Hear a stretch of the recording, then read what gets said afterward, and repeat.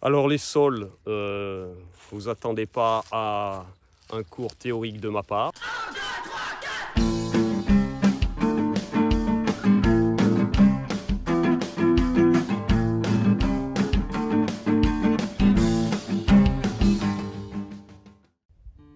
Voilà, et ben bonjour, moi je suis Jean Chaletex, un Auvergnat exilé dans le Tarn.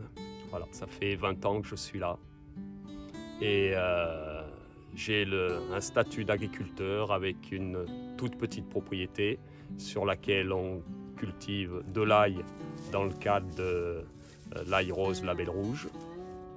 Et en rotation, un petit élevage, un petit peu de culture céréalière et de fourrage pour être en autonomie avec un petit troupeau.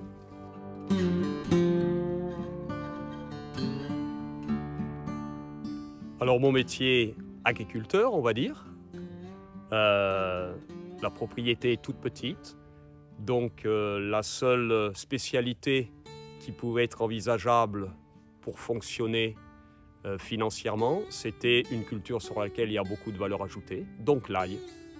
L'ail qui est une culture qui se rapproche beaucoup plus du jardinage que d'une réflexion d'agriculture céréalière, etc.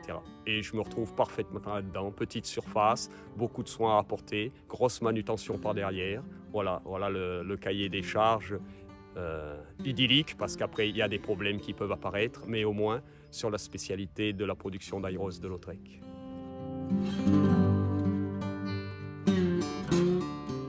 Alors les sols, vous attendez pas à un cours théorique de ma part, vu que ce que j'apprends, je l'apprends sur le terrain, je l'apprends par l'observation. Dans ma manière d'appréhender la chose, c'est déjà d'apprendre la région dans laquelle on est, regarder comment les sols se comportent et surtout ne pas essayer de lutter contre.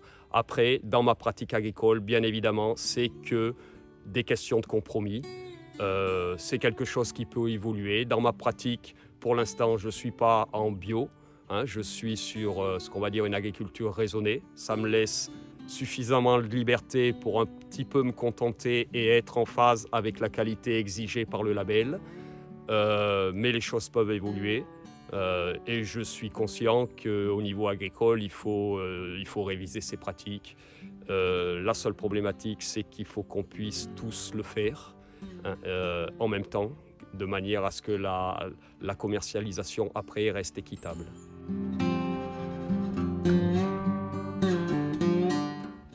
Voilà, l'eau. Alors l'eau, concrètement, dans ce qui nous concerne, on est parti fort de l'expérience qu'une culture d'ail, c'était une culture qui n'avait pas besoin d'être irriguée. Les premières années, ça a été notre cas.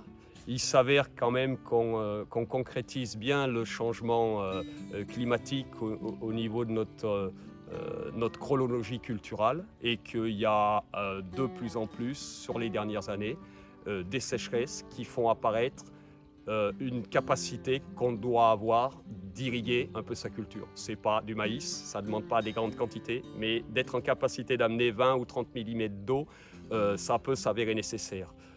On avait une mare naturelle toute petite qu'on a légèrement modifiée de manière à avoir un petit bassin, mais qui est une réserve très très modeste, qui peut être le petit coup de pouce pour amener un petit peu d'eau, soit en sortie d'hiver, parce que c'est un peu ça qu'on connaît.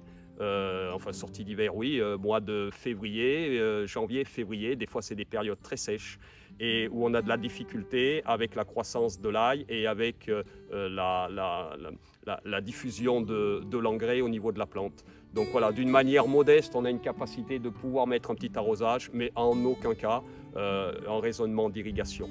Après, l'eau, d'une manière plus globale, l'agriculteur, il sait son importance, il l'attend, il la guette, il a plaisir à la voir tomber. Là où le touriste la fuit et considère qu'une année a été belle, si ses vacances n'ont pas été gâchées par un orage.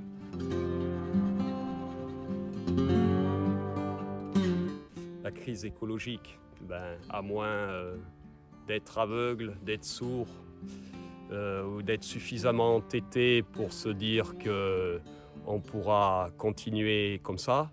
Je pense que c'est un questionnement que tout le monde a.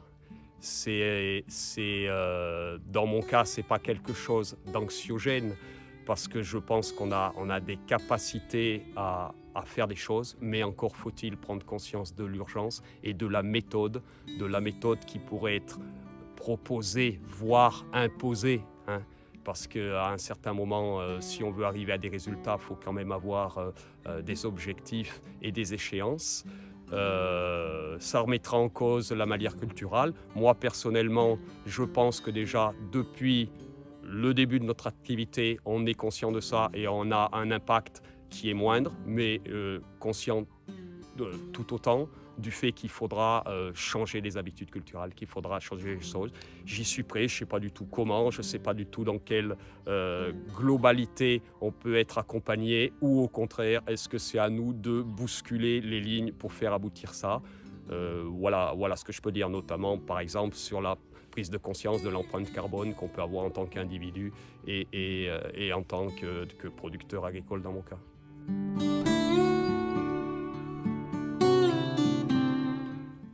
Les institutions, tu dis? Il y a des institutions. Je rigole.